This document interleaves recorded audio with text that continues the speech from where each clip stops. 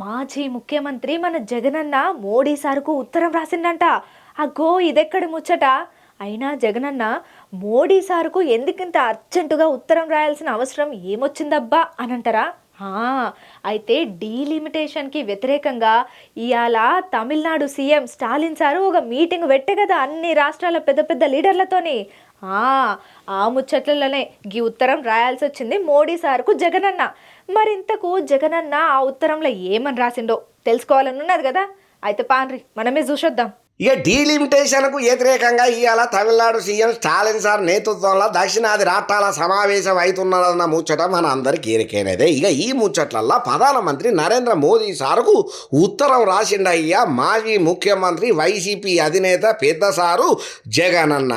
ఇక వచ్చే ఏడాది కాబోయే డీలిమిటేషన్ ప్రక్రియలల్లో ఆయా రాష్ట్రాల సీట్ల ముచ్చట్లల్లో అన్నాలం అయ్యింది, అట్లా జరగకుండా చూడాలని చెప్పి ప్రధానమంత్రికి ఉత్తరం రాసుకుంటూ వచ్చిండు.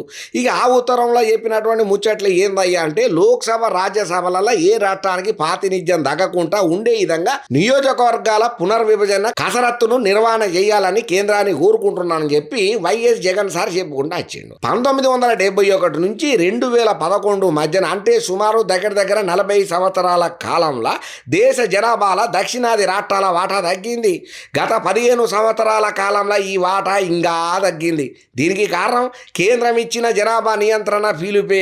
కేంద్రం ఇచ్చిన జనాభా నియంత్రణ పిలుపును దక్షిణాది రాష్ట్రాలు చిత్తశుద్ధితోనే అమలు చేసుడు కారణంగా జనాభా తగ్గింది. ఇక ఈ దశల జనాభా ఆధారంగా డీలిమిటేషన్ ప్రక్రియ చేపడితే మా రాష్ట్రాలు నియోజకవర్గాలు దక్కుతాయనే చర్చ దక్షిణాది రాష్ట్రాలల్లా మొదలైందయ్యా. ఈ చర్చ బాగానే నడుస్తున్నది. ప్రస్తుతం ఉన్న జనాభా లెక్కల ప్రకారం నియోజకవర్గాల పునర్విభజన ప్రక్రియ చేపడితే దక్షిణ రాష్ట్రాల భాగస్వామ్యం ఖచ్చితంగా తగ్గుతుందనేది అందరికీ ఎరికైన ముచ్చట్నే. అందుకే జనాభా లెక్కల ప్రకారం ఈ డీలిమిటేషన్ లేకుండా చూడాలని పార్లమెంట్లో తీసుకొచ్చే విధాన నిర్ణయాలతోని రాష్ట్రాలకు సమాన భాగస్వామ్యం కల్పించేటట్టుగా ఉండాలని, అప్పుడే జాతీయ విధాన రూపకల్పనలలో అన్ని రాష్ట్రాలకు సరి అయిన భాగస్వామ్యం ఉంటుందని, అందుకే దక్షిణాన సీట్ల తగ్గింపు లేకుండా చూడాలని ఈ కోణంలోనే ఆలోచన చేసి డీలిమిటేషన్ చేపట్టాలని కోరుకుంటున్నానని చెప్పి మన వైఎస్ జగనన్న మోదీ సార్కు రాసిన ఉత్తరంలో గింత తీవ్రంగా రాసుకుంటూ వచ్చిండు. మరి జగనన్న రాష్ట్ర ప్రయోజనాలను దృష్టిలో పెట్టుకొని గట్టిగానే ఉత్తరం మోదీ సార్కు రాసిండు.